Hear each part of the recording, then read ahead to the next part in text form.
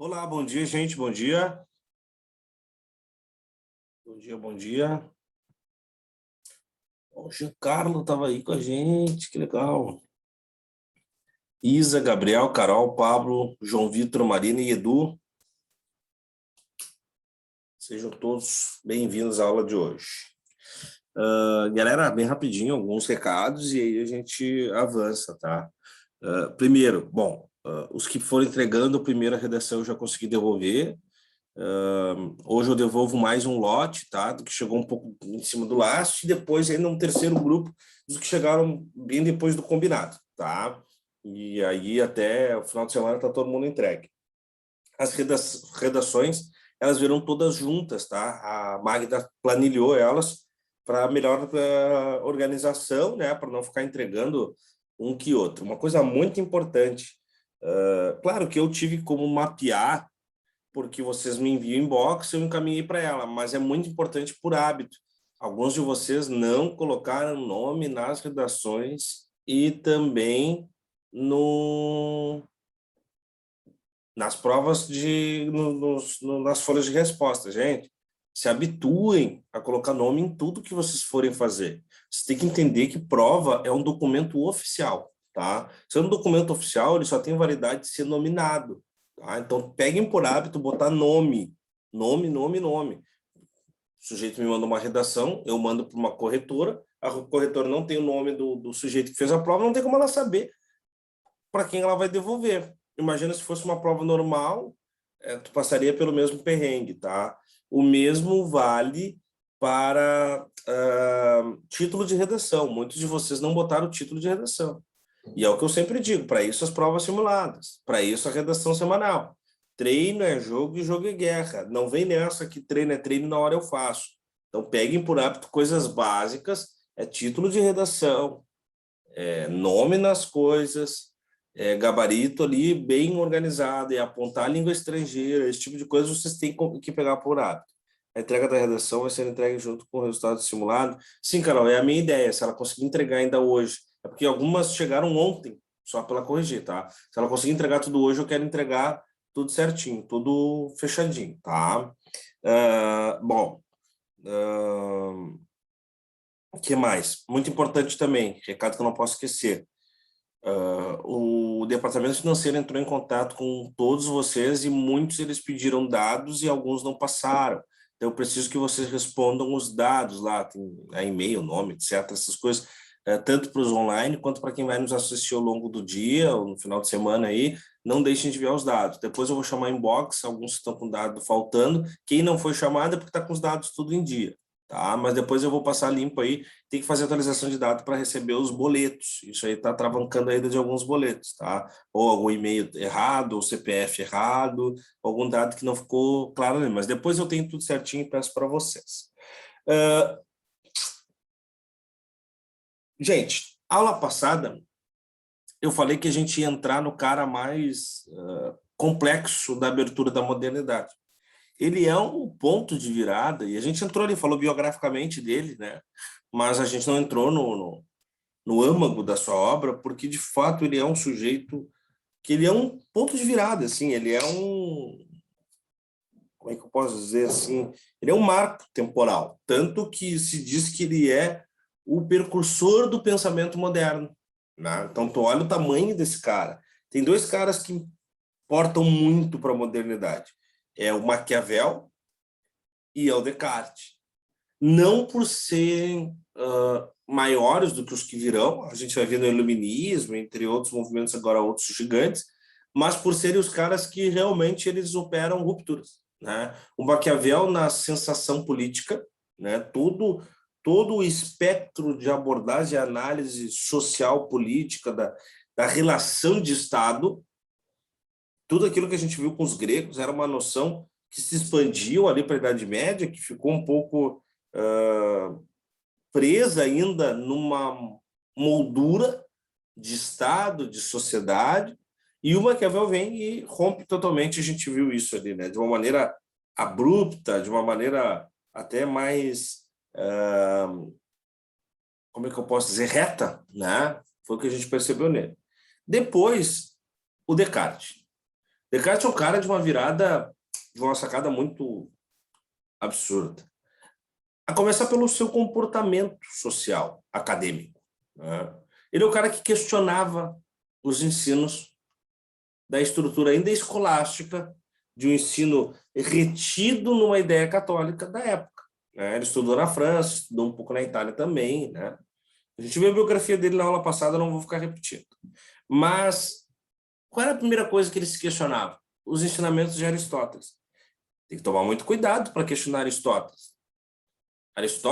Questionar Aristóteles na Idade Média fazia com que os pensadores fossem mandados para o banco da Inquisição da Santa Sé. Né?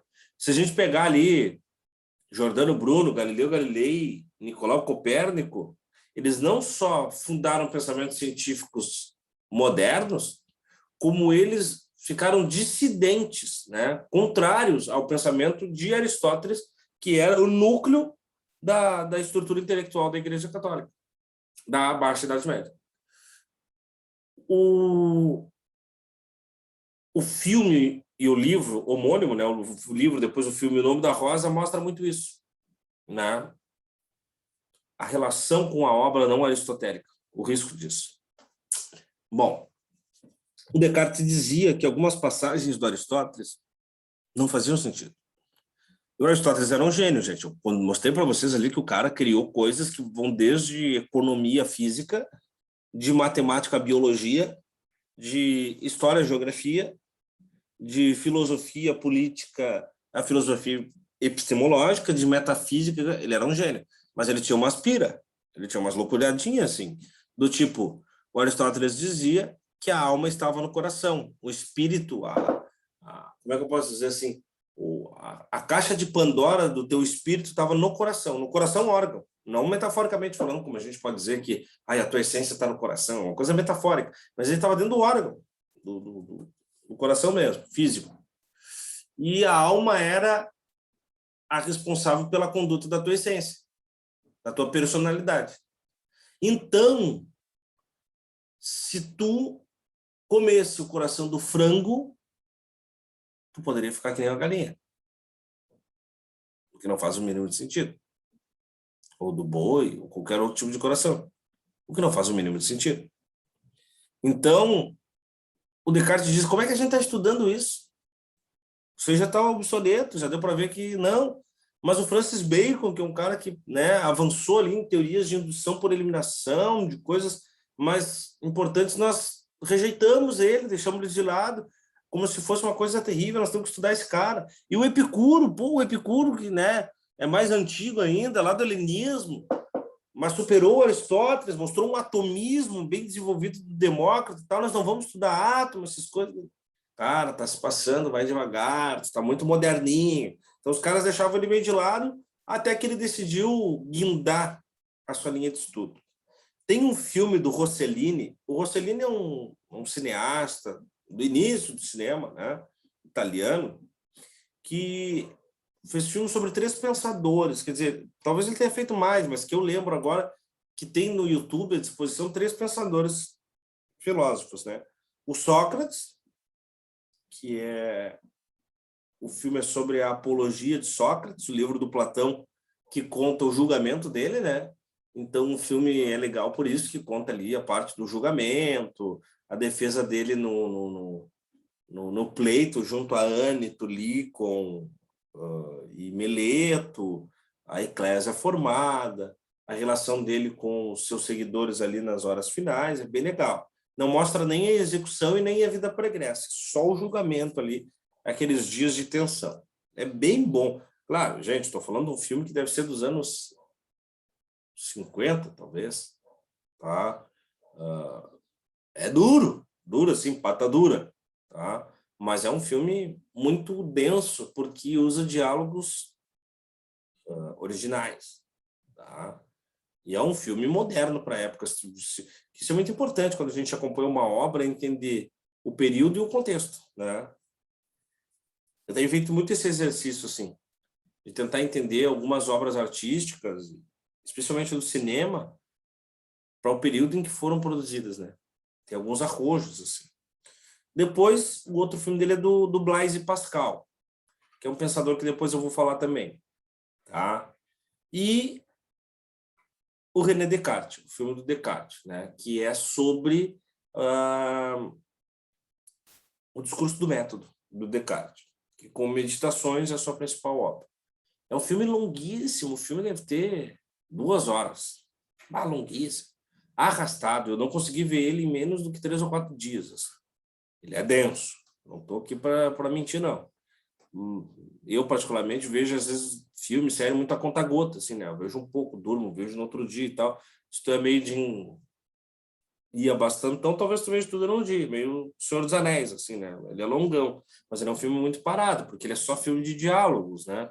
E tem muito diálogo, como eu disse, que ele remonta partes de trechos originais. Então ele fica um pouco pesado, né? Mostra ele estudando matemática com Bikman, que foi um grande professor holandês, né? E que ensina ele profundidades matemáticas e relações astronômicas, e o Descartes é um cara dessa complexidade, como eu falei. Então, é um filme pesado, né? De diálogo, um filme arrastado no estilo italiano, que se assemelha muito historicamente ao estilo argentino de fazer cinema, ou vice-versa, né? Que é uma coisa mais, de uma narrativa mais linear, extensa, e cenas longas, tá? E, diferentemente desses cortes americanos, né? Mas é um filme que te bota para dentro da obra do cara e que talvez tenha a melhor capacidade de fazer tu compreender o que eu quero dizer do que a própria obra, tá? Tá no YouTube, tu bota lá Rossellini, Descartes, tu vai achar. Lembrando que Descartes é como fala em francês, né? A gente escreve Descartes, mesmo de descartar, né? Então tem até gente que fala, é o René Descartes. Não, é francês, então é René Descartes, tá? Assim como Montesquieu não é Montesquieu, né? Rousseau não é Rousseau, né? Então, como fala, como escreve. Então, se você tiver interesse, não tem nada a ver no final de semana, bota lá Descartes, Rossellini e vai achar a obra no YouTube. Não tem Netflix, não tem Amazon Prime, não tem etc.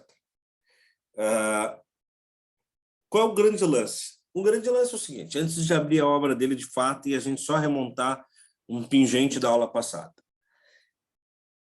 A gente percebeu lá no Aristóteles que a ideia peripatética, ambulante, a ideia do movimento, do pá, nos entregava uma celeridade de reflexão, uma capacidade mais lógica, um pensamento mais agudo, porque se eu estou em movimento, também ao oxigenar o cérebro e perceber o ambiente físico, eu acelero as minhas conexões. Fica tudo mais toco e me voe. O Descartes tinha um problema ósseo, eu contei para vocês. Ele tinha dificuldade de se manter em pé, dores constantes nas pernas, etc. Isso o fez ficar muito deitado ao longo da vida. Passava muito tempo deitado, sozinho num quarto. Era uma vida reclusa e uma vida morosa, né? Modorrenta, apática. E isso o levou para um outro nível de reflexão interior. E o Descartes também vai, através disso, falar sobre esse olhar para si, mas não da maneira socrática, só de autoanálise, mas da maneira de mergulho conceitual, de pensamento mesmo. Porque o Sócrates sugere que a gente olhe para dentro de si, mas ele quer que você olhe quase que se julgando, assim, não é se culpando, mas é fazendo aquele feedback de si mesmo, é de um comportamento ético. Será que eu estou certo? Será que eu estou errado? Será que o caminho é por aqui? Será que eu gosto disso? Será que eu não gosto daquilo? Será que esse é o momento? Será que não é o momento? Será que realmente é isso que eu quero para a minha vida? O Sócrates oferece esse cardápio para a gente. O Descartes não está falando sobre esse tipo de meditação. Ele está falando sobre você refletir sozinho sobre as coisas sem precisar que alguém te instrua ou que alguém opere o contradito, a dialética mesmo. É do tipo, se o universo é infinito, o que deve acontecer depois da curva do infinito? Se existem 3 dimensões, por que não há 4? Sabe aquelas perguntas que a ciência se faz e que de fato consegue resposta? Ele gostaria que nós exercêssemos ela na individualidade e que talvez ela fosse frutífera, assim. Porque, claro, ele está sozinho. e desenvolvendo isso sozinho. Acontece que numa madrugada ele tem um sonho. E a gente tem até a data, tem no material ali a data da noite do sonho, dia tal, de tal, do ano tal. Por que a gente sabe isso? Porque esse cara tinha um diário, ele anotava tudo, e o diário sobreviveu, e a gente tem a data do sonho. Em relação à faculdade, ele tem esse mesmo pensamento, a busca por aprimorar, no caso, aprimorar sozinho ou dependendo de professores. Então, Pablo, é diferente do Rousseau, né? O Rousseau, a gente viu ali que ele queria um ensino homeschooling, né? O Descartes, não, ele foi para a faculdade, tudo, ele acha que tem que ser dividido, mas ele acha que tem que se desenvolver. Tu vai lá na faculdade, e nesse sentido, o Descartes está muito certo, muito certo. É como aqui, não adianta eu dar essa aula sobre ele, pegar só o que eu estou falando, tomar como conteúdo dado e ir para casa. Em algum momento tu vai ter que parar e refletir, assim, tá, mas onde é que ele quis chegar com isso? Mas qual é que é a percepção dele sobre aquilo? Por que ele disse aquilo? Né? Ele ou o Descartes, no caso, mas pode ser a fala do professor. O que aquela metáfora quis dizer? Então, era muito sobre isso. Ele era um cara muito instigador e instigado. Ele gostava, assim, de bons enfrentamentos intelectuais. Ele gostava de ir para aula e os caras provocar ele, e ele provocar os caras, principalmente. Ele provocava muitos professores, cara. Os caras tinham um ranço dele, que eram tudo clérigo, né? Era tudo da linha religiosa, assim, então eram os caras mais Durango Kid, assim, né? Então, e ele era um cara provocador, cara. Isso era legal. O seu filme mostra bastante. E os livros dele também, né? E aí, no diário, ele tem esse sonho dizendo que ele vai... É um sonho que aparece uma mensagem para ele, dizendo que ele será o criador de uma ciência admirável, que será a síntese de todas as ciências. Nesse sonho, aparece para ele quase como uma missão, uma obsessão, que ele vai criar a síntese das ciências e que essa será a virada. E aí ele fica em busca da batida perfeita para criar isso. Ele vai ter bem, porque ele consegue criar isso. Tá? Ele cria o método cartesiano, que é fenomenal. Vamos abrir o material aqui, antes da gente chegar bem certinho aqui, todo aspecto biográfico, né? Olha ali, ó, da madrugada do 10 para 11 de novembro de 1619, ele tem o sonho. Tá ali. Vamos lá. Gente, foi amigo não, mas conheceu Galileu Galilei, conheceu... Deixa eu ver quem mais. Tá, ele teve uma instrução direta dos principais vultos acadêmicos da pós-escolástica. Ele se relacionou com Galileu Galilei, né? Então é um cara que tem grandes influências, assim, né? Como eu disse, estudou com Bickmann, né? Que é um grande nome da matemática e tal. Mas vamos lá, gente. Vamos aqui, ó. Vamos começar com umas coisinhas. Primeira coisa, aqui ainda em resumo dele, né? Foi filósofo, matemático, fisiologista, físico, chamado de pai da matemática moderna. Ali do grupo da Revolução Científica tem uma turminha bem da pesada, né? Como eu disse, o Galileu, o Bacon, que é anterior a ele, Nicolau Copérnico, que é anterior a ele, o Pasteur, o Redi, né? Nomes importantes, assim. É um epistemólogo realista, ele tira aqueles idealismos abstratos do platonismo e nos traz um realismo pleno, tá? E ele vai tipificar a matemática como um instrumento norteador para todas as ciências. Não há como fazer ciência sem a matemática. Aí ele faz o quê? O casamento da álgebra com a geometria, né? Que já estava bastante desenvolvida, se a gente for pegar desde o pré-socratismo, mas especialmente no helenismo, tá? E aí ele nos entrega sistema de coordenada, né? O sistema cartesiano, o plano cartesiano, ele nos entrega noções, como é que eu posso dizer assim, concretas de matemática, entre outras coisas que vocês estudam lá com o Wagner e que não é preocupação minha, ainda bem. Só que para fazer isso, esse cara vai numa pira muito louca, gente. Ele cria um amigo imaginário, isso mesmo, ele cria uma figura imaginária, que ele chama de demônio, ele cria um demônio, ele cria um Mazikeen, né, que acompanha ele, conversa com ele, dizendo que as coisas não existem. E para criar essa ciência, que ele quer comprovar a existência e a materialização do universo, ele precisa comprovar que as coisas existem. Então, para isso, ele tem que sempre estar provocado de que algo não existe para que ele consiga asseverar a existência do algo. Para asseverar a existência do algo, a primeira noção é sobre a existência. Então, por isso vem a frase histórica dele, né? O seu axioma, ergo cogito sum, do latim. Ergo cogito sum, que é penso, logo sou. Essa frase foi traduzida e retraduzida ao longo da história e acabou entregue para a gente como penso, logo existo. É penso, logo sou. Mas tudo bem. Vamos similarizar sou e existo. Tá? É que ser e existir não necessariamente são a mesma coisa. Tem muita coisa que é e que não existe. É. Sei lá, um perfil virtual é, mas não necessariamente existe. Né? Uma ilusão de ótica é, mas não existe. Um Delibab é, mas não existe. Como é que chama? Uma miragem no deserto é, mas não existe. Enfim. Penso, logo existo. Aí vem... Boa, Carol. A cadeira não pensa, mas existe. Aí vem a quebra do paradoxo aristotélico da lógica. Né? A cadeira não existe. Mas só existe uma maneira de compreender a existência da cadeira. É feita pelo ser humano, que pensa. Porque se tu perguntar, minha gata está dormindo aqui do meu lado, eu perguntar para ela, pedir que ela me arraste a cadeira para cá, ela não consegue. Ela não consegue compreender. Talvez o teu cachorro até suba na cadeira se tu disser para ele subir na cadeira. Ok? Mas ele vai assimilar o comando e o objeto.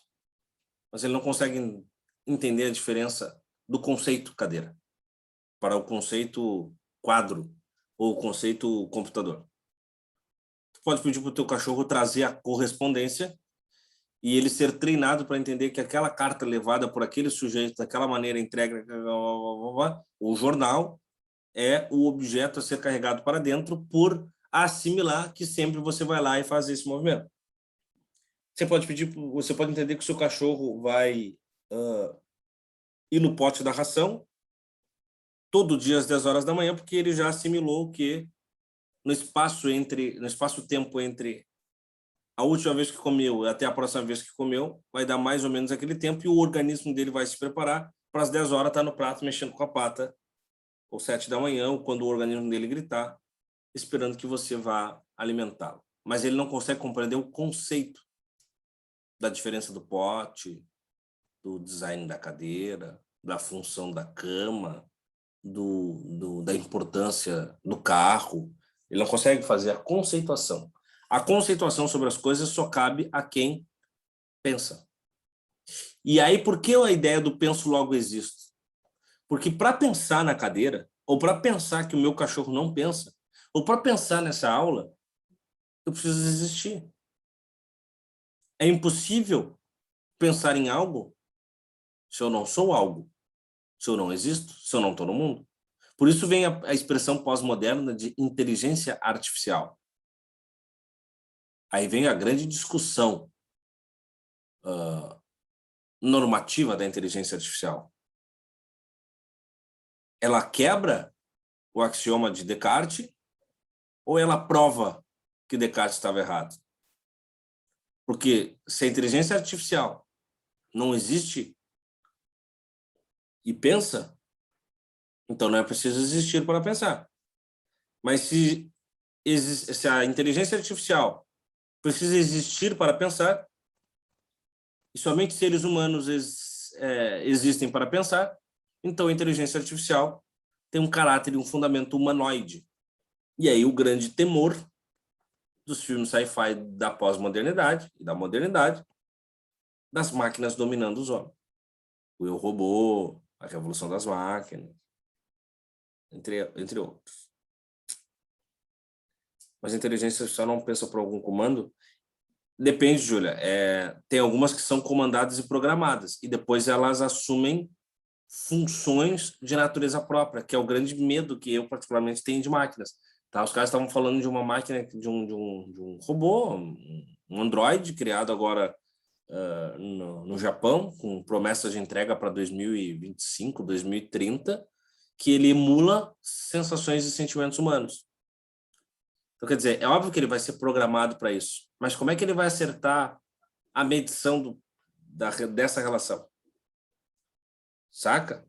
É disso que eu estou falando, não é simplesmente de um algoritmo de computador, do tipo o caixa eletrônico, que eu boto um comando e ele me entrega o dinheiro. É mais do que a mecanização.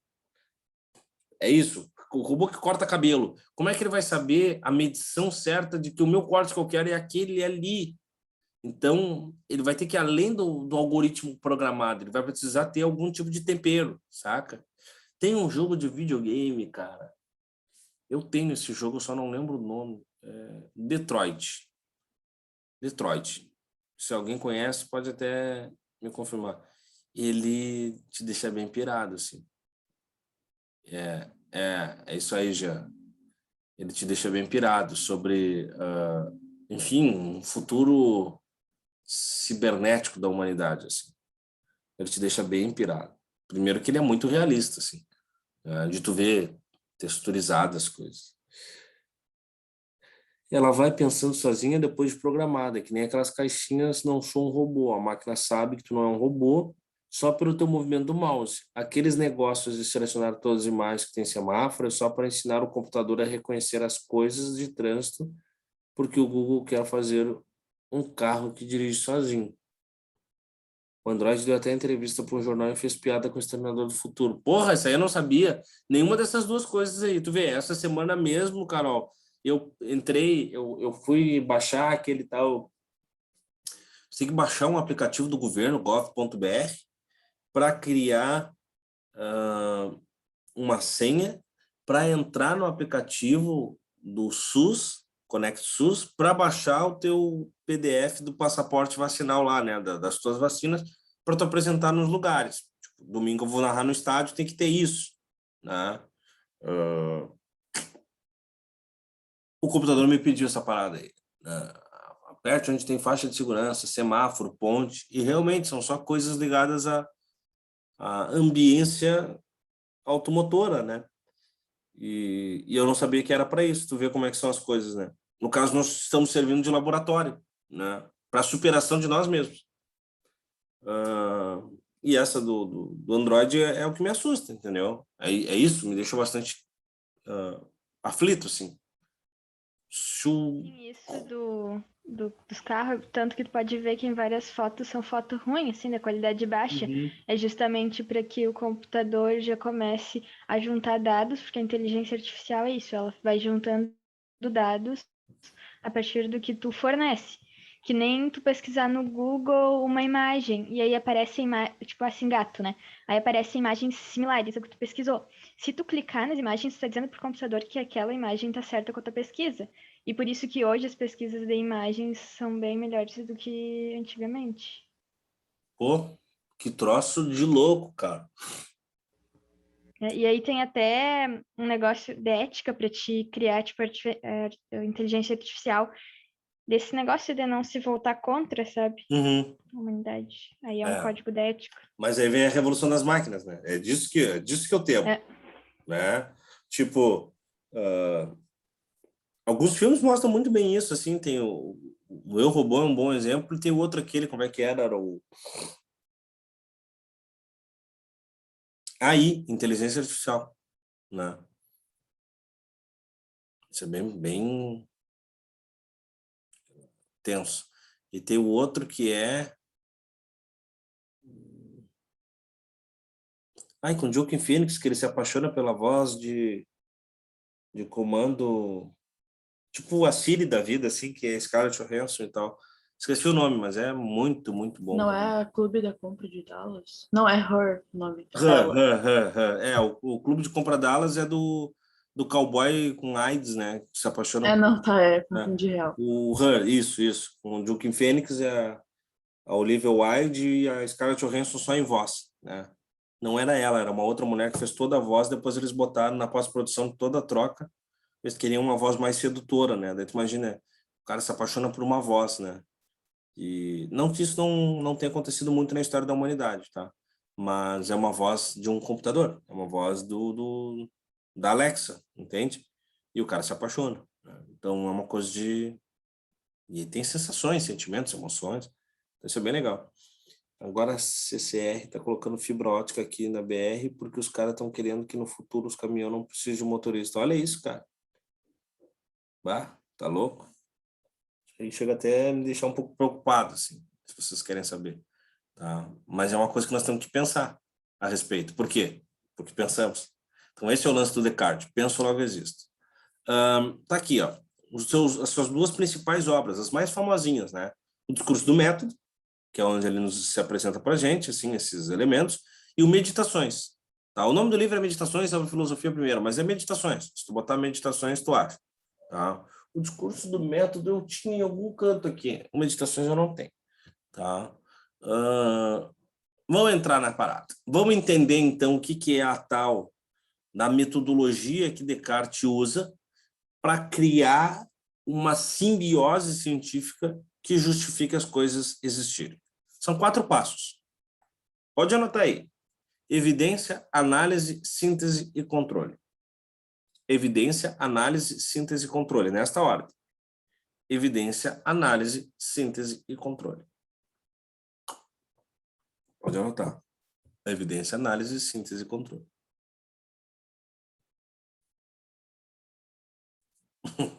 Você vai ter que se mudar daí, Eduardo. Evidência, análise, síntese e controle.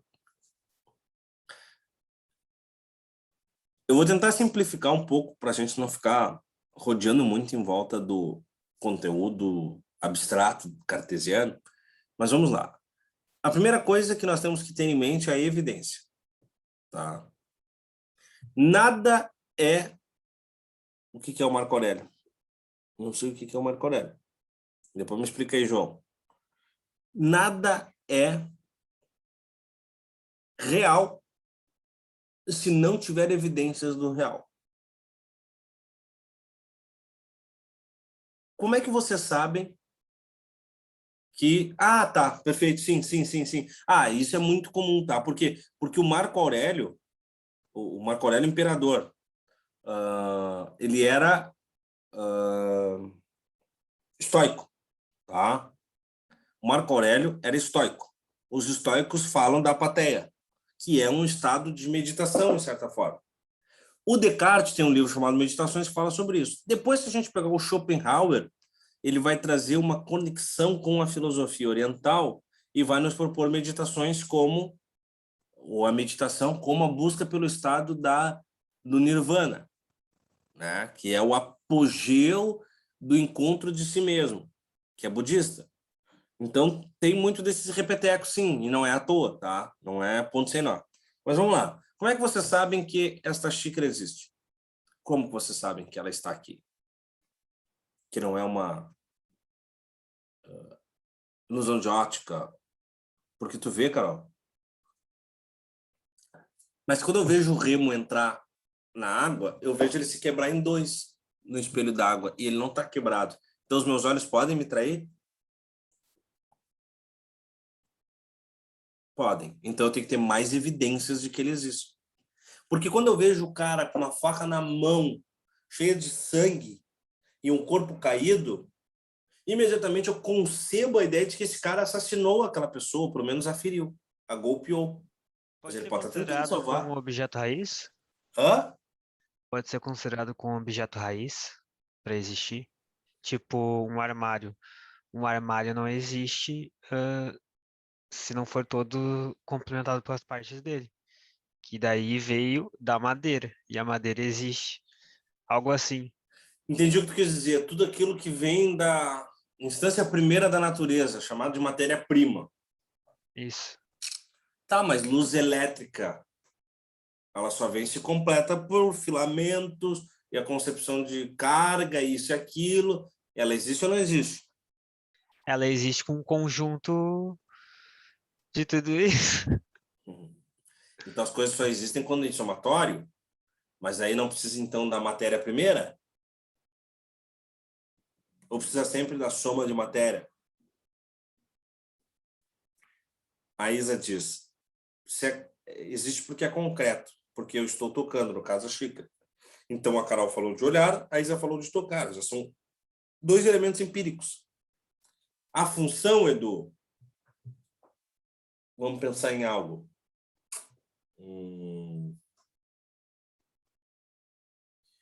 Qual é a função de um guarda-chuva num dia de sol?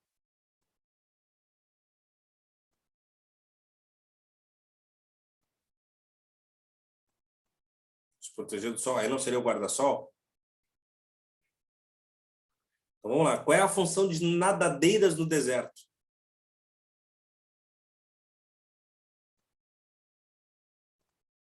Qual é a função de um carro em pleno Oceano Índico? Nenhuma. Então se é a função, só existe quando empregado no espaço-tempo da necessidade? Não pode ser. Mas eu estou gostando do exercício de vocês. Por quê? Porque eu vou conseguir refutar todos. Todos. Mas todos estão certos. Nenhum de vocês errou até agora. O lance é isso que vocês estão fazendo. Vocês estão buscando as evidências. Eu tenho que crivar de análise para conseguir, vamos dizer assim, emparedar o argumento da não existência. Porque o gênio maligno, aquele amigo demoníaco do Descartes, diria: esse copo não existe. Aí o Descartes vai dizer: mas eu vejo, mas eu toco, mas ele tem uma função, mas eu coloquei o café e ele não saiu. E eu beberiquei o café e botei aqui, ele se manteve aqui. E eu atirei na parede e ele quebrou. Agora não existe mais, mas existia até então. Mas se eu juntar os cacos e colar, ele volta a existir. E não sei o quê. Então ele vai sempre buscar materializar o máximo que puder. E é isso que toda ciência tem que fazer. Desde a minha profissão, por exemplo, que fala muito sobre isso, que é o jornalismo, a minha outra profissão, que é o quê? Antes de dar uma notícia, você tem que ver as evidências da notícia. Até um advogado, que tem que ver as evidências da situação jurídica. Até um policial, que tem que ver as evidências do crime. Até um médico, que tem que ver as evidências de um quadro de análise de doença.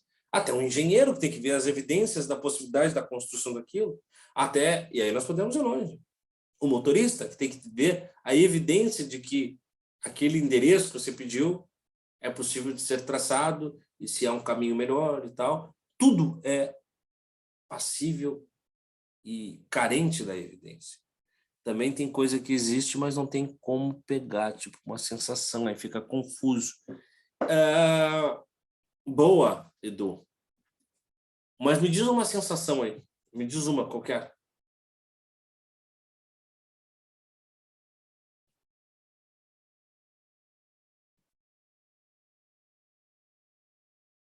Felicidade, queda. Queda é uma sensação.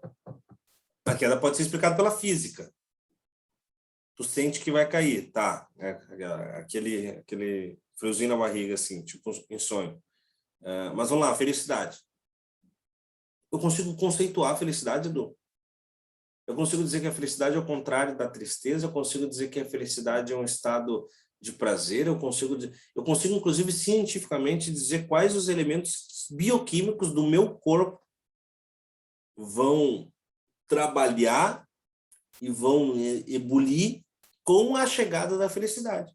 Eu consigo, inclusive, mapear alimentos que são indutores de felicidade. Situações que são indutoras de felicidade. Como é que eu consigo fazer tudo isso? Através da evidência. Isso é ciência. É disso que nós estamos falando. Então, mesmo aquilo que eu não posso tocar, eu consigo conceituar. Porque não é sobre toque. O toque é um dos processos de garantia da existência de algo. Mas não necessariamente. Vamos lá. Eu não estou vendo vocês, não posso tocar, mas sei que vocês existem. Eu nem estou vendo vocês e nem os posso tocar.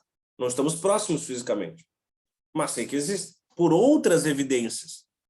Acabei de ouvir a voz da Carol. Acabei de ver que vocês estão escrevendo. Entre outros elementos. Né? É a conceituação que vale. Como é que o sujeito sabe que chocolate melhora o nosso estado anímico? Porque foi feito testes das reações bioquímicas cerebrais com chocolate. Por que se pensou nisso com o chocolate e não com brócolis ou lentilha, porque ao passo em que empiricamente se percebeu que pessoas ficavam mais animadas no consumo daquele produto, daquela propriedade, aquilo desenvolve a possibilidade. Aí vem a diferença, que é o que rompe Descartes com Locke, que rompe Descartes com Aristóteles, que rompe Descartes com Hume. Mas aí, empiricamente, eu tô em São Francisco, na ponte. Tu está? Vamos ver. Então, Tu consegue ver pelo fundo que eu tô. exato. Então, para ele, tipo, estaria? Então, vamos fazer o seguinte. Eu não estou em São Francisco, mas eu tenho um boné que foi me dado. Eu não vou botar porque eu não boto boné, mas por respeito eu botei aqui. Eu também tenho um troféu que eu ganhei, tá? Agora faz um favor para mim. Busca um pouco de terra que está no fundo teu ali. Tá muito longe, não vai dar. Mas se tu não consegue, então talvez tu esteja nos mentindo. Tá bom. Porque eu posso dizer para vocês também que eu estou dentro do meu quarto em uma nave espacial, neste momento passando por Netuno. Eu posso dizer. Mas o dizer não conceitua a verdade. Eu posso dizer também que na minha frente tem um dos 3 dragões do Game of Thrones, e eu posso dizer que a Angelina Jolie está me olhando nesse atual momento, pedindo que eu termine a aula e volte logo para a cama. Mas essas coisas não necessariamente vão se materializar. Por quê? Porque eu não tenho como provar. Mas ela ter um punhado de terra seria a prova que ela esteja lá. Se ela conseguir nos provar de outra maneira, ela conseguiria nos provar de outra maneira. Se eu disser para vocês que eu fiz uma viagem ontem e fui até os confins da Terra, sei lá, eu fui para... Sei lá, fui para a Antártida ontem. Vocês acreditariam só porque eu falei? Esse não é um processo comprobatório.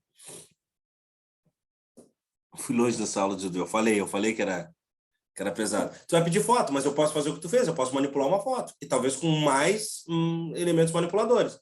Mando para um cara bom de Photoshop, né? Que vai botar ali, fazer um... Esse é o problema da era que nós vivemos. A pós-modernidade, ela é o falsear do cabimento das ações cartesianas, né? Porque eu posso falsear uma foto. Por isso se descredita muito da minha profissão jornalística, porque tudo é muito fácil de ser falseado hoje. Inclusive, a gente chama de fake news, que na origem se chamava de face news, né? Que é o quê? Eu posso mentir uma informação. Eu posso mentir a concepção de um quadro montado. Faço perguntas. O que tu viu? Que horas tu foi? Que horas voltou? Tento pegar na mentira. Perfeito, Marina. Tu é o Descartes conversando com o demônio. E isso é importante para a concretude da evidência. Para tudo na vida. Para tudo. Tudo que tu for fazer. Perceba que a tua redação tu faz muito isso. Você tem que fazer esses tipos de perguntas de evidência para começar a tua redação. O tema é, sei lá, vamos ver um tempo para redação aí. Desmatamento. Então eu vou ter que perguntar: o que está sendo desmatado? Por que está sendo? Como está sendo? Por quê? Em que circunstância? Como corrigir? Eu tenho que primeiro buscar as evidências para depois mentalizar qual é a resposta que eu vou dar no meu próprio texto. O homem foi à Lua? Sim. Não. Isso é muito básico. Isso é muito cidadão médio. Resposta comum. Eu acho que foi. Eu acho que foi uma montagem de estudo. Como foi? Por que foi? Em que circunstância foi? De que maneira pode comprovar que foi? De que maneira eu posso ter dúvidas se foi ou não foi? Isso é ciência. Primeiro, você crivar com os questionamentos respondíveis, que são as evidências. Depois das evidências racionais, e aí por isso, né, é importante que ela seja sempre racional, você não pode buscar uma evidência não racional, tá? Do tipo assim... mas a Carol pode ter ido agora para lá, para São Francisco, porque ela teletransportou e ela voltou muito rápido para o quarto dela. Não, isso não é racional. A gente não tem nenhuma prova e nenhuma evidência racional que é possível teletransporte, né? Pelo menos até agora. Depois é a análise. Análise, gente, é você pegar o todo da sua primeira camada de evidência e dividir o máximo que você puder, indo do mais simples ao mais complexo. Tá? Para desenvolver o problema. Deixa eu ver aqui as perguntas, antes que eu me perca. Vocês estão que estão hoje. Ou pergunta a mesma pergunta em diferentes momentos e tenta ver alguma alteração na história. Isso é para tentar descredibilizar uma narrativa. Mas não necessariamente a gente está falando só sobre uma narrativa. A gente está falando sobre circunstâncias reais. Esse novo planeta que existe em 2 a 3 registros apenas, uma foto de uma pessoa, mas a fonte é a NASA que a gente confia. Se essa mesma foto viesse de mim, viria de mim, ninguém acreditaria. Pablo, porque evidentemente e racionalmente falando, você precisa de uma nave espacial. Uma nave espacial custa muito caro para um cidadão comum ter. Você precisa de uma capacidade de ir para o espaço, uma série de equipamentos que eu duvido que no Vale do Taquari tenha à disposição. Então, eu tenho que compreender que o básico do básico já está respondido. Entende? Eu tenho uma foto de um planeta feita por um telescópio. Tá, mas isso dá para ter. Por quê? Porque o telescópio é acessível. E porque isso nós conseguimos, mas isso nos coloca num ponto de análise de ponto A e ponto B. Eu também posso ver uma foto de São Francisco, mas não quer dizer que eu esteja lá. Eu também posso ver uma foto do Neymar neste momento, mas eu não preciso, não necessariamente sou um dos seus parceiros, e estamos agora em uma festa no Caribe. Né? Eu só vi uma foto disso no Ego, sei lá. Entende? Então, a minha relação de objeto de análise não é a minha relação de objeto analítico. Né? E aí a diferença do racionalismo e do empirismo, que é onde o Descartes nos dá o ponto de arranque. Empirismo é, eu preciso da experimentação para a comprovação. Racionalismo é, eu não preciso da experimentação, mas eu consigo discriminar, no melhor sentido da palavra discriminar, por favor, não é de ser discriminatório, é de conseguir fazer uma separação, né, da contingência do todo. Então, primeiro você busca as evidências que estão ali flutuando, você pega elas e começa a distribuir das coisas mais simples às mais complexas. E faz tipo um checklist. Estou falando aqui coisas básicas, gente. Tá? Coisas básicas da vida. Claro, isso aqui vai se complexificando de acordo com a exigência. Depois você vai criar a síntese. O que é a síntese? Depois que tu abriu aquela lista enorme de coisas, tu vai pegar o que é mais importante e vai fazer tipo um resumo, tá? Das considerações do que tu criou. E depois tu vai fazer o controle, que é enumerar a partir do resumo o que é mais prioritário e que deve permanecer no teu ponto de análise. Sabe, tudo isso que eu estou falando para vocês agora, esqueçam de tentar aplicar. Só lembrem de tentar aplicar em um lugar que vai ser útil agora. O resto é só pira. Vocês não têm que se preocupar com a pira, vocês têm que se preocupar com uma coisa funcional. Como vocês não, pelo menos a curto prazo, não precisam se preocupar com Descartes, a menos que vá fazer alguma faculdade que isso exige.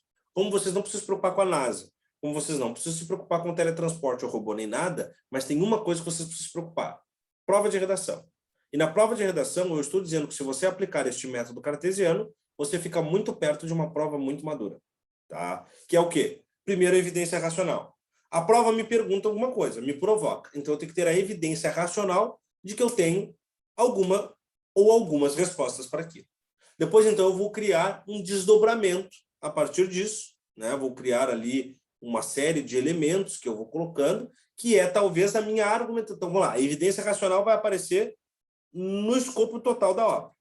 No meu desenvolvimento e no começo do meu texto médio ali, perdão, esqueci o que eu falei. Na minha introdução e no começo do meu desenvolvimento, vão aparecer esses desdobramentos. No final do meu desenvolvimento, ou se você fizer 2 desenvolvimentos no meio e no final do desenvolvimento 2, aparecerá o meu controle. A minha síntese. Quando eu reúno tudo de novo. E lá na minha conclusão, o meu controle. Quando eu vou escolher aquilo que é mais prioritário e vou dar o checkmate na concepção do meu texto. Eu vou limpar o que eu falei porque ficou um pouco poluído ali, eu me atrapalhei um pouco, eu vou de novo. Eu tenho introdução, desenvolvimento, que pode ser 1 ou 2, e eu tenho a minha conclusão, ok? Esses são textos básicos. Lá na minha análise do que eu vou escrever do todo, antes de eu pegar a caneta e ir para o papel, eu vou traçar as evidências racionais. É como se eu fizesse o esqueleto do que eu vou falar. Eu, fosse vocês, faria isso num cantinho da prova. Me pedir desmatamento, eu vou falar sobre isso, sobre aquilo. Isso é importante. Aqui tá isso aqui é verdade, isso aqui eu sei que é assim. Isso aqui eu não posso falar, isso aqui foge do tema, isso aqui... Eu pego as evidências de que aquele ali é o caminho. Aí, para fazer a análise, eu começo na minha introdução e coloco ali, do mais simples ao mais complexo, alguns dos argumentos dos quais eu vou desdobrar. Então, ele vai estar na minha intro e no começo do meu D, no começo do meu desenvolvimento. No final do meu desenvolvimento, eu vou fazer uma síntese, que é o quê? Pegar de tudo aquilo que eu falei, uma retomada só dos principais aspectos. E depois, lá para a minha conclusão, que é a hora da porrada, que é a hora de você falar o que você veio mesmo, é o controle. Que é aqueles para enumerar. O que você vai fazer? Vai pegar só o principal argumento para dar o seu fechamento. Aqui você pega só um. Tá? Um argumento cabal. Tá? Por quê, gente? Por que essa estrutura? Porque ela é uma estrutura crescente de narrativa linear. Quando você for para uma conclusão com uma porrada, o que eu sempre digo para os alunos, tá? Provavelmente o Luiz Felipe diga a mesma coisa, a Magna Oriente, mas eu, filosoficamente falando, eu faço questão de refundar essa reflexão. É o seguinte, ó.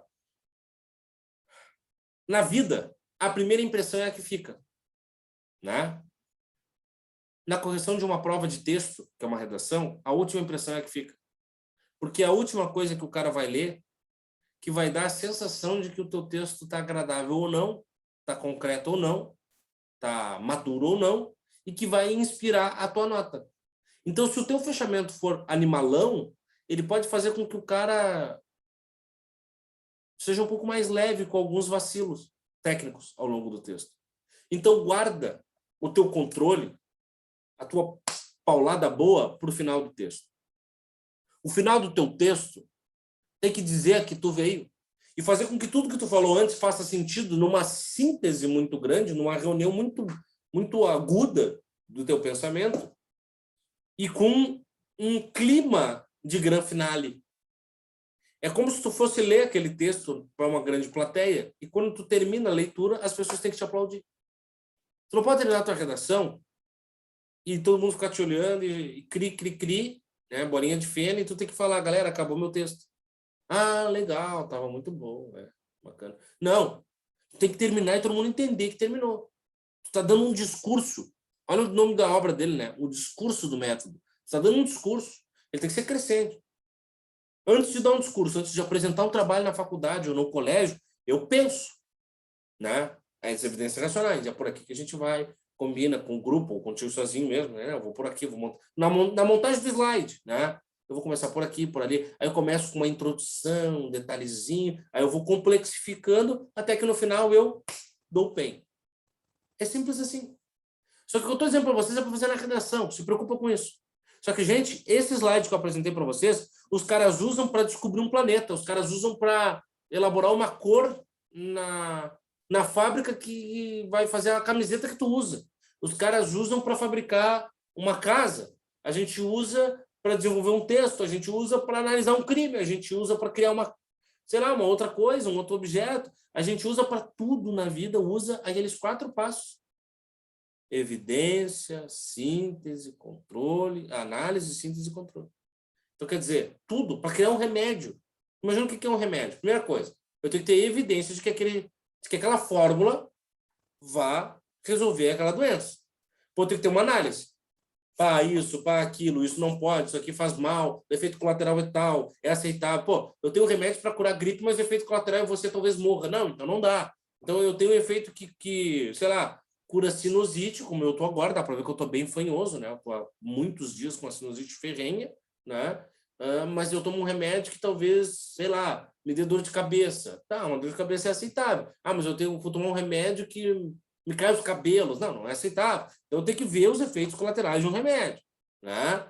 Então, isso aí é a minha evidência. Depois, eu vou criar o controle disso. Isso aqui, ok, aquilo ali não dá, aquilo ali sai, essa fórmula aqui muda, aquilo ali... Pipipipopó. Aí, eu vou sintetizar tudo isso, pegar só o que dá e botar em uma única pílula, ou um ml, ou em... não sei. Mas eu vou criar o máximo de síntese, né? E depois eu vou enumerar. Que é o quê? É quase que fazer a tal da bula. Tu imagina quantas propriedades tem no remédio, gente? Tu imagina se cada uma daquelas propriedades te fosse entregue na farmácia em uma pílula separada. E tu tem que tomar todas juntas para fazer efeito. Isso é o quê? É o começo do processo de evidência e de análise, mas sem a síntese. Aí eu consigo reunir tudo isso em uma cápsula, que é um farináceo que está ali dentro. Então eu tenho o quê? A síntese. Só que essa síntese tem que passar por um controle, aferidor e pá. Falei de remédio. Eu poderia falar de comida industrializada. Eu poderia falar de, como eu disse para vocês, cores. Eu poderia falar de qualquer coisa. Qualquer coisa do mundo que vocês imaginarem passa por isso. Então aí vocês conseguem empreender o pensamento do quanto Descartes é um gigante. Com 4 coisinhas. Ah, a história é tão simples assim? Não, é óbvio que não é. Eu simplifiquei aqui, mas isso aqui é um livro inteiro do cara. Né? De um cara que conversava com um amigo imaginário. Então, vocês imaginam a dificuldade que é. Aqui eu estou transformando da maneira mais simplória para que tu consiga aplicar na prova. Isso tu aplica na prova de redação. Para compreender o que tu tem que saber para a prova se ela te perguntar. Esses passos aí do método cartesiano. Evidência, análise, síntese e controle. Tá? Esse controle pode ser chamado também de enumeração. Tá bem? E tudo isso, gente, ele é organizado em ordem, tá?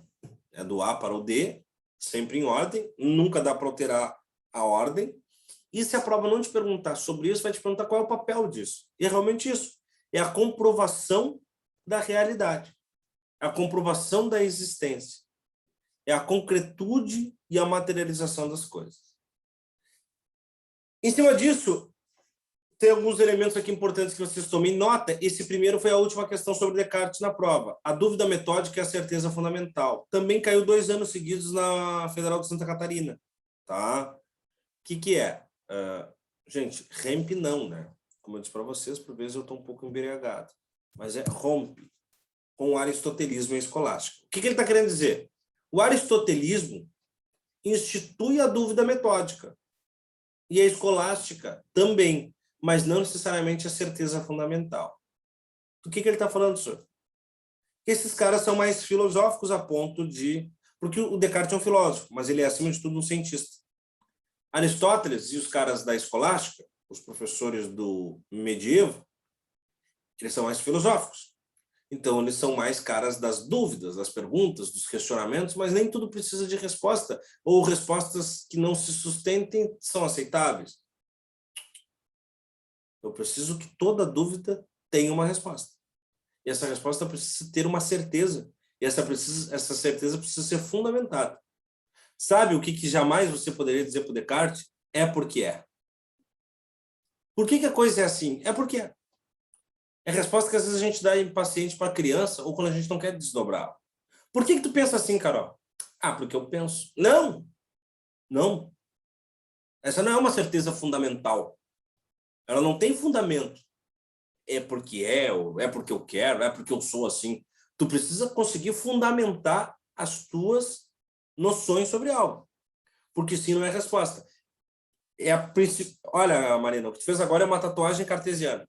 Ele diria isso. Porque sim não é resposta. Né? Não pode ser só isso. Aí eu não acho certo... Sei lá. Eu não acho certo as pessoas quererem liberdade. Por quê? Ah, porque eu sou assim. Não. Você precisa saber fundamentar. Aí eu não acho certo que a gente trabalhe. Por quê? Ah, porque eu queria ficar em cima da cama só dormindo. Tá, mas por quê? Ah, porque é mais legal do que trabalhar. Por quê? Ah, porque trabalhar cansa. Por quê? Porque eu tenho que deslocar e fazer atividades. Por quê? Porque eu tenho que ganhar dinheiro. Por quê? Porque eu preciso me sustentar. Por quê? Porque a vida é assim. Por quê? Porque se estabeleceu isso através de um elemento econômico. Por quê? Porque se criou essa estrutura. Então, e aí eu poderia ficar aqui horas e horas. Ao fim e ao cabo, o cara vai voltar para o princípio que, por mais que ele não goste, ele precisa. Então, não tem como simplesmente vir uma resposta pop. Ele era ateu, já que Deus é algo que não pode provar? Muito boa pergunta, Marina, e vai ser o próximo slide. Não, ele é católico. E bem católico. Já nós vamos compreender sobre isso. Ele não desacredita que Deus não pode se provar. Tanto que ele criou um gênio maligno, que ele diz que é um demônio. Ele está instruído por um demônio. O demônio existe. Se o demônio existe, a antítese dele também. Ele acredita na existência. Porque Deus não pode provar para quem não acredita na natureza de Deus. Quem é crente na existência de Deus, argumenta a existência de Deus, que é o caso dele. Então tá, dúvida metódica e certeza Tem uma fundamental, a gente... parte Tá? do livro do Guia do Mochileiro das Galáxias que fala sobre isso, que tipo, a existência de Deus só se dá à fé, e aí se fosse comprovado que Deus existe, se tipo, Deus chegasse e falasse, tipo, eu existo, ele se transformaria numa nuvem de fumaça e sumiria, porque daí tu teria prova, só que ele não pode existir tendo a prova, ele só existe com a fé, que é uma coisa que tem que acreditar. É muito bom, porque, vamos lá, se eu materializar a existência daquilo que é acima da matéria, ele é simplesmente matéria. E aí, então, ele é muito mais trivial, comum, do que a natureza nobre, divinal, que representaria ser quem ele é, ou o que ele é, né? Aí, essa frase dele eu gosto muito, gente. Vocês podem guardar ela, ela é uma boa citação. A filosofia não deve ser uma ciência do ser, e sim uma doutrina do conhecimento. Forte isso. Por que ele está dizendo? A filosofia, ela te dá caminho, né? Ela te orienta, ela te instiga, mas ela não pode ser a verdade absoluta sem que tu questione a própria filosofia. Assim como vocês falaram da fé agora. O exemplo dado pela Carol serve para a filosofia, que muitas vezes acredita superar a religião, quando na verdade elas são quase que irmãs, filhas do mesmo pai. Para isso, gente, o Descartes nos divide em duas res. A res cogitans e a res extensa. Isso é latim, né? Res é ser, cogitans é pensamento, então o ser pensante. Né? Você pode dizer assim, eu cogito ir embora daqui. Então, eu penso ir embora daqui. Então, cogitans. Né? E resistência é extensão, é o corpo. Olha o que o Descartes vai dizer. Tá? Nós somos uma estrutura pensante. Tá? Nós somos o nosso cérebro, vamos dizer. Só que tu pega o teu cérebro agora e esquece daquela coisinha que é o cérebro, tá? Aquela coisinha gelatinosa, assim, cheia de... Esquece. Pensa que dentro do cérebro tem aquele monte de fiozinho que parece uma fiação elétrica que gera um monte de sinapses, ok? Esquece aquilo também. Pensa que aquelas sinapses são raios de luz, assim, que ficam passando de um lado para o outro, ok? Então agora tu pega isso e concebe na síntese de que dentro de tudo isso tem quase como um circuito elétrico, tem luz, ok? Então tu é só essa luz. Tu é uma luzinha, tipo um vagalumezinho, tipo um espíritozinho, que é aquela luz. Aqui dentro tem uma luzinha. Sabe aquela coisa de fio, às vezes o cara, tipo, sei lá, não. Se um cara tira a mente do outro, a gente tira a capacidade, ele tira uma luzinha de dentro do cara, assim. Meio aquilo. Tu é só aquela luzinha, tá? Eu sou, vocês são. Só que tu imagina aquele monte de luzinha andando no mundo aqui. Não adiantaria. A gente teria toda a nossa intelectualidade, tudo aquilo, mas eu não poderia abrir a janela, ou tomar o café, ou pegar a máquina e guiar o carro. Então eu preciso da extensão daquela luz. Então aquela luz foi criando, através da imagem e semelhança de Deus, Deus é a luz maior, né? Mas criou e desenvolveu tudo aquilo. É uma coisa meio do Harry Potter da penseira serve, Marina. Aquela coisa, né? Toca ali, tira, é só aquela luzinha. Só que a gente precisa do corpo para interagir no mundo físico. Porque senão não adiantaria toda aquela luz. Então o nosso corpo, ele na verdade é só o envelope da luz. O que vale é a luz.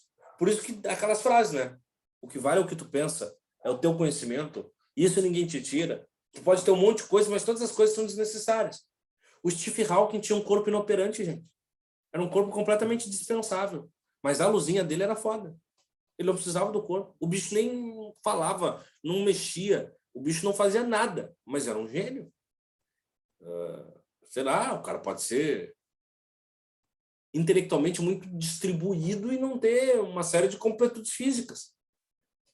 Sabe aquela coisa assim, ó? O fulano tem habilidades para algumas coisas e para outras não. O cara, ele é muito bom na matemática, mas não sabe, sei lá, não sabe fritar um ovo, né? Tem muita coisa assim. Por quê? Porque aquela luzinha está canalizada para alguma coisa. E a inabilidade física não necessariamente é uma inabilidade intelectual. Isso tem que ficar muito claro. Tem gente que, sei lá, tem gente que desenvolve habilidades físicas pela sua relação empírica com o mundo. Um atleta precisa ter uma habilidade física muito grande. Mas o melhor atleta, o atleta de performance, não é o da atividade física. É o que consegue mentalizar a compreensão da atividade física. É usar o cérebro a serviço do esporte. Aí você vai ver a diferença. Vamos pegar um jogador de futebol, a diferença de um jogador para o outro, na maior parte das vezes, não está no atributo físico, está no atributo mental. O cara é forte, o cara... Vamos lá, o cara pode ter força e velocidade, mas se ele não souber o que fazer com a bola na hora que ele está com ela no pé, ele baixa a cabeça e parece um boi de canga, né? Tipo o William Potker, bem. Dizem que usamos 10% da nossa capacidade mental, mas como provar se ninguém chegou assim? Porque algumas das análises filosóficas, científicas, melhor dizendo, Pablo, elas justificam que estourando 10%, 12%, algumas questões aconteceriam, né? Não tem como provar, mas uma delas é que, se nós usássemos um pouquinho mais, seria capaz até a desmaterialização, né? E sim, o teletransporte, entre outras coisas. Tem alguns livros bem legais sobre isso, mas eu não sugiro ler agora, não. Tá? Ele é bem... Passa na prova, depois tu começa a entrar nessas piras aí. É umas coisas muito loucas, assim, sabe? Mas, tipo, é interessante tu pensar que nós não exploramos a nossa luzinha, né? Nós não exploramos. Nós acendemos uma lâmpada dessa luzinha aí, quando na verdade nós temos uma casa inteira para ligar de luz. E é um barato, porque isso deve se tornar até um incentivo para que a gente fique sempre estudando, se desenvolvendo. Estudando, que eu digo, gente, não é física, matemática, filosofia, necessariamente, para um concurso. Mas isso também ajuda. Eu tenho certeza que a gente sai da aula aqui, alguns de vocês pensam nisso, refletem sobre isso, ou uma lição de química, ou uma provocação ali da história, e aquilo te leva para um ambiente do teu pensamento que talvez tu não tenha frequentado ainda. Ao mesmo passo que se tu for para o serviço e acontecer alguma coisa inédita, tu vai para um outro ambiente. E talvez tu dissesse, não, mas peraí, meu amigo me falou hoje aí que, sei lá, tá acontecendo não sei o que na Síria, né? Mas será que é mesmo? Eu vou ler uma matéria, eu vou pesquisar. Aí, não, eu particularmente faço muito assim, gente. Até pela profissão e porque sou curioso e tal, mas se acontece alguma coisa que a pessoa me fala e eu não conhecia, eu deixo ela me explicar e tudo, mas a primeira coisa que eu faço assim que eu posso, eu vou lá e eu vou ler a respeito. E aí é a leitura da multiplataforma. Eu abro ali no Google, né? Pesquiso, vou nas fontes mais críveis e uma vai me levando na outra, eu vou vendo, eu vou abrindo vídeo, não sei o que, eu passo algum bom tempo estudando aquilo. Isso vai me levar para uma área do conhecimento daquilo que eu não tinha. Que não tem como eu entender de economia se eu nunca estudar a respeito. Não tem como eu entender o que está acontecendo no Afeganistão se eu só... me falaram. Bom, me falaram que quando eu era criança, quando eu vi um muçulmano pela primeira vez, que era um homem-bomba. Então, a primeira reação que eu fiquei é que todo muçulmano é um homem-bomba. E aí, quando eu falo do Oriente Médio, eu falo o mundo árabe. Porra, mundo árabe. Tem matizes diferentes do Oriente Médio.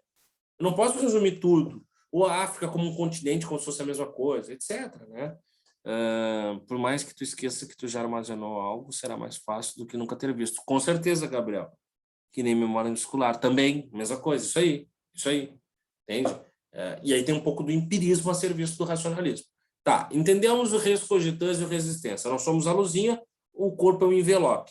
Só que tem, e aí respondendo a pergunta da Marina, o res divina, que está acima do corpo e acima da luz.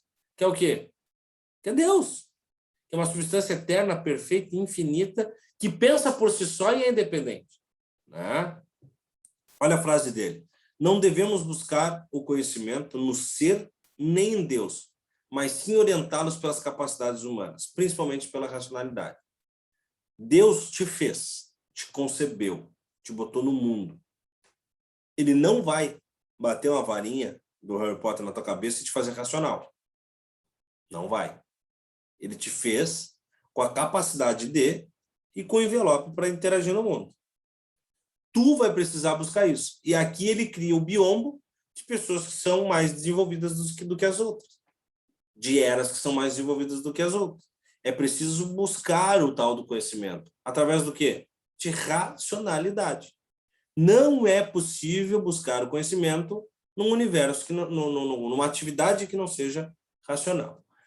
Para a gente se ocupar das res, a gente vai se ocupar da res cogitans. A resistência é desinteressante, gente. É o corpo. É o corpo empírico, se vocês quiserem. É o corpo físico. Agora, o pensamento, ele divide em 4 abas. 3 tipos de ideia racionais humanas e um tipo de ideia inspirada no divino. As 3 ideias humanas que você precisa elaborar. Caiu na prova já. Ideias inatas, ideias advenciais, ideias factícias. Se vocês preferirem facilitar essas palavras estranhas. Ideias inatas, não tem como, né? Inato é inato, mas ideias do advento e ideias do fato. Tá? O que são as ideias inatas? O que é algo inato? Ah, eu tenho um talento inato. O que é inato? Alguém sabe me dizer o que é inato?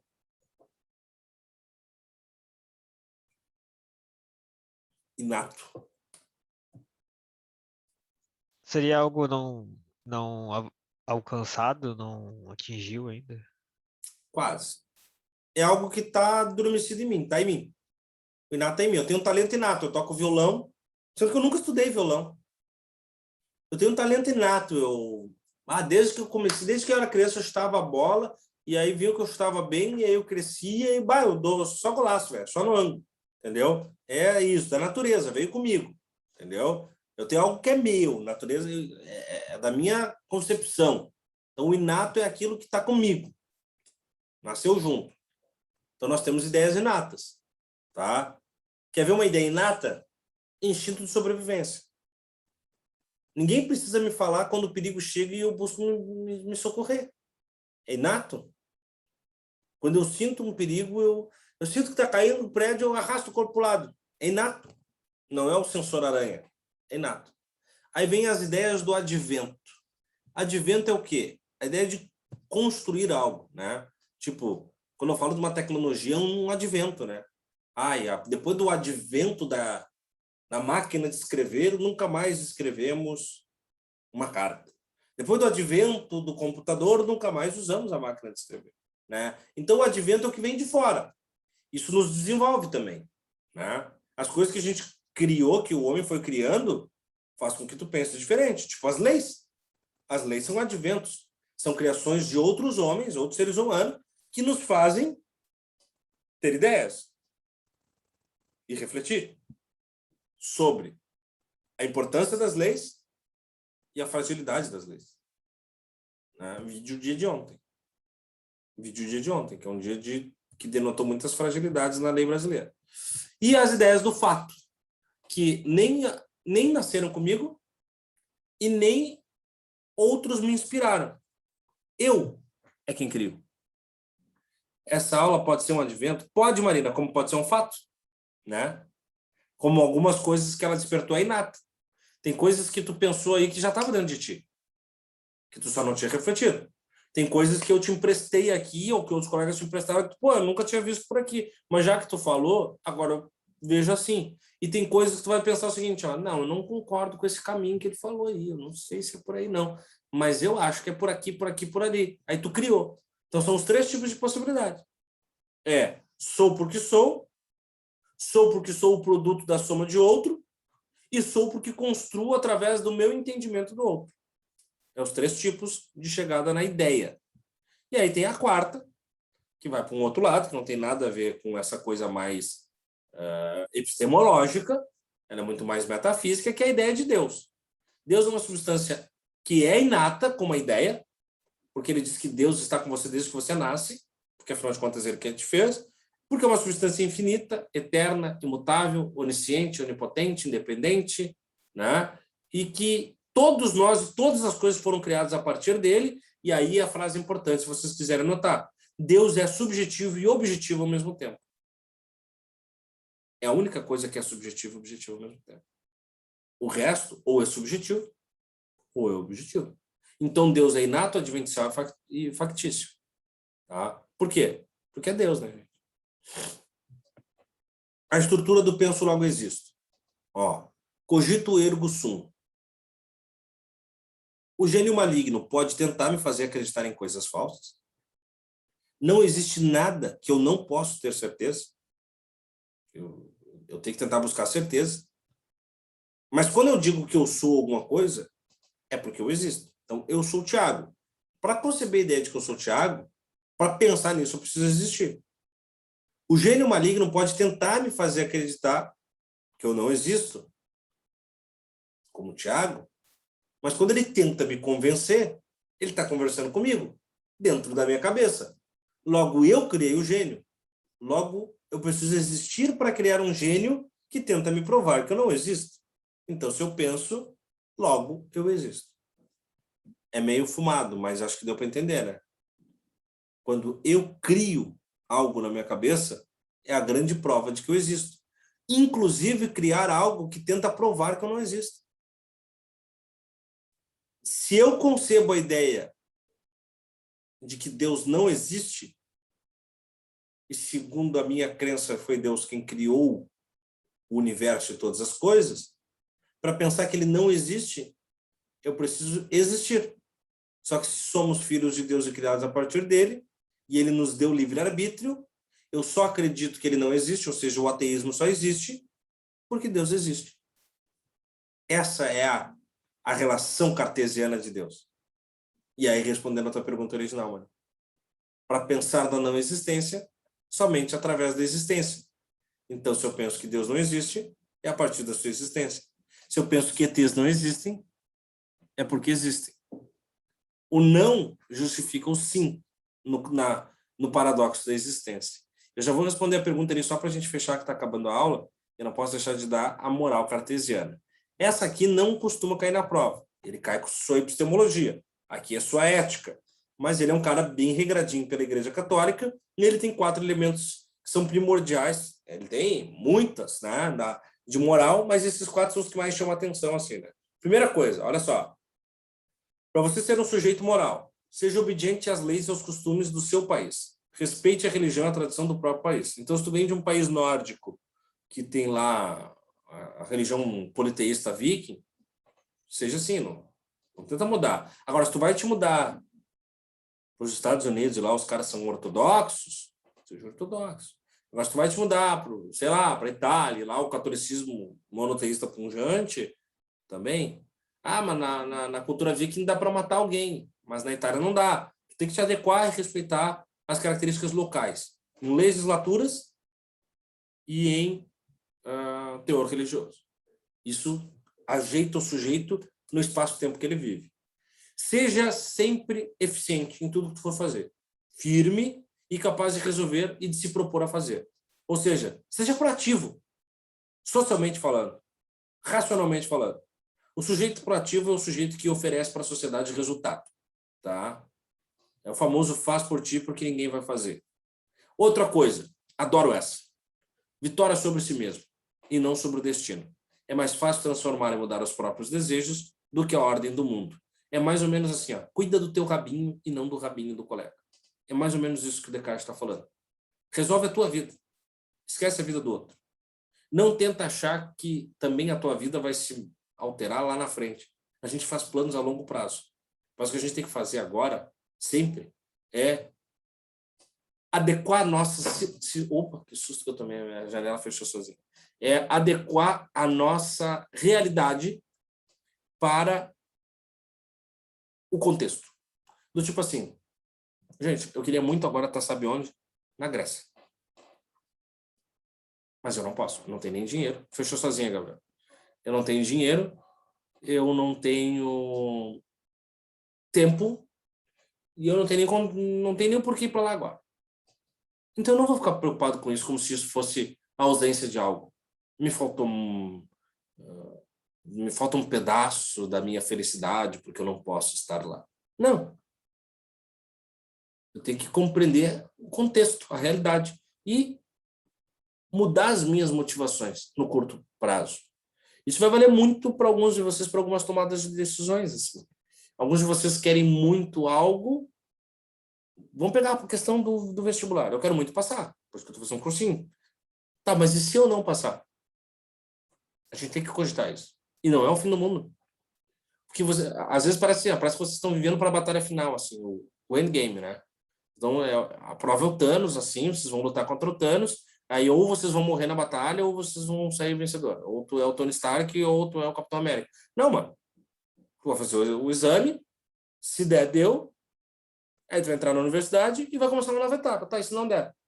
Ou tu vai te preparar de novo, ou tu vai mudar o caminho, ou tu vai mudar o curso, ou tu vai mudar o teu objetivo, ou tu vai mudar o teu rumo, mas tu vai adequar a circunstância. Tu vai alterar a tua própria realidade, porque tu não pode ficar pensando assim, o destino é um trem que passou e eu fiquei na estação, e agora eu tô orbitando aqui, o que será da minha vida no dia de amanhã? Não, não, não. É isso, Gabriel, nós precisamos nos preparar. Sem essas carinhas tristes, Carol, como se fosse, mas daí a minha vida não vai ter sentido, porque não sei o quê. Vocês fazem muito me lembrar a Gisele, aluna que eu tive há uns 7 anos atrás, que com 16 anos de idade chorava copiosamente, triste, porque dizia que a vida dela acabaria se ela não passasse na prova. Gente, com 16 anos a tua vida não acaba a menos que tu morra. Nada pode alterar o plano da tua vida, porque com 16 anos, com 18, 20, olha só, eu tô com 31. Eu mudei 4 vezes de curso e só esse ano eu mudei 3 vezes de emprego. Eu acabei de sair de um emprego. Terça-feira eu me demiti de um emprego na televisão. Me demiti. Não correspondia às minhas visões de mundo. Eu decidi que não era mais o espaço que estava atendendo a minha felicidade. Então eu vou buscar em outro lugar. E a minha vida acaba? Não. Talvez a grana nem curte, mas eu vou procurar. Me demiti, Gabriel. Me demiti.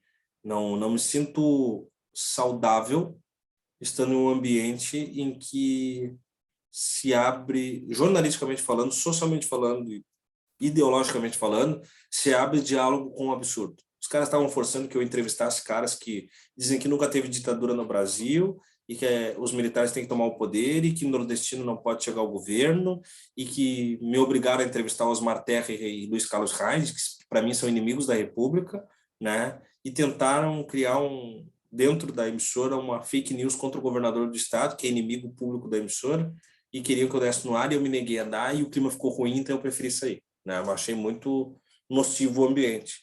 Não é diferente da maior parte dos meios jornalísticos tradicionais. Isso é importante para quando vocês forem consumir uma notícia saber, né? Mas é sobre isso, Gabriel. É sobre isso, olha que a gente falou na passada. É sobre isso e tá tudo bem, né? Cara, por que o emprego é importante? Porque paga as contas, porque te entrega a felicidade e porque faz com que a tua vida tenha sentido. Esse estava me dando dinheiro, não necessariamente me ajudando a pagar as contas, mas essa parte estava cumprindo. Mas não estava me entregando felicidade nem me botando no lugar no mundo que eu quero. Então, eu saí de lá. E a minha vida vai seguir. E a deles também, entende? Isso é a mesma coisa de vocês com a prova. Ou com o emprego, ou no relacionamento. A gente, quando termina um relacionamento, parece que merda. Né? Se tu não estava preparado para aquilo, né? Se tu não estava querendo aquilo, que merda, parece que não tem o dia de amanhã, mas vai ter, porque sempre teve, ninguém nunca morreu por conta disso. Aí tu é demitido no emprego. Ok, legal. Parece que o mundo acabou, mas daí tu olha no dia seguinte e diz assim, poxa, até me fizeram bem. Porque agora eu tô livre para poder buscar uma outra parada que talvez eu não fizesse se eu tivesse preso naquela circunstância. É isso. É isso a parada da prova. E é isso a lição do Descartes de você perceber a ambiência, o espaço-tempo determinam as prioridades do espaço-tempo e nunca num prazamento do que tu vai fazer. Nunca, Gabriel, nunca. E essa é uma coisa que, para mim, é talvez o grande legado que eu gostaria que vocês ficassem daqui para frente, assim, né? Como professor de filosofia e como quem está aqui trocando com vocês. Não existe dinheiro no mundo que sustente a tua estabilidade, tá? De quem tu é, se for para fazer algo que tu não quer, né? Seja profissionalmente, seja amorosamente, seja socialmente, seja politicamente, etc, etc, etc. Gente, só para encaminhar ali o último elemento, fechar a aula, faltando 5 minutinhos, cultive a razão sempre e busque conhecer a verdade. Tudo deve se submeter à razão. Aí nós voltamos à evidência racional. Ou, biblicamente falando, né? Conheceis a verdade e a verdade vos libertará. Né? Tem sido usado muito como slogan do governo. Não sei se eu posso, Júlia, eu vou pensar no teu caso. Até agora não fui convencido né? Marina também, não fui convencido. Eu vou fazer um leilão, então. Quem quiser, quem der mais aí, eu posto em box, tá? Vamos fazer um leilão aí. O valor mais alto que pintar eu mando. Ó, já começou, ó, já começamos bem. Eu tenho os meus ali, ó, já te mostrei, né, ó, Gabriel? Quer ver, ó? Aqui, ó. Ó. Eu tenho aqui, ó. Tem os meus. Vai ter que dar um que eu não tenho. Eu tenho mais alguns, mas eu não alcanço aqui agora. Gente, daqui a pouco eu posto os slides, então. Reflitam bastante sobre a aula. Ela transcende muito. E a aula que vem a gente começa a Liga da Justiça da Humanidade, os iluministas, tá? A gente vai entendendo um pouco os caras que tentaram salvar. Cara, eu não tenho a Michonne, hein? Eu não tenho. Eu tenho o Daryl, o governador, eu tenho o Glenn, eu tenho o Merle, o Rick e o Thaís. Eu não tenho a Michonne, aí, ó. Alguém já me ganhou aí. Então, o Gabriel vai ter o slide, os demais a gente vai ver. A aula que vem vai ser massa, assim, é mais fatiadinho, tá? Toda essa densidade, essa, como é que eu posso dizer assim, essa reflexão cartesiana, ela nos dá um refresco, e a aula que vem é mais papum, tá? A gente vê 2, 3 filósofos por aula, agora fica tudo muito mais fácil a partir de agora. Tá, galera? Bom final de semana. Troca para o resumo de física. Até a semana que vem, e logo, logo, quem não recebeu o simulado ainda vai receber, tá? Falou, galerinha. Tchau, tchau. Fui.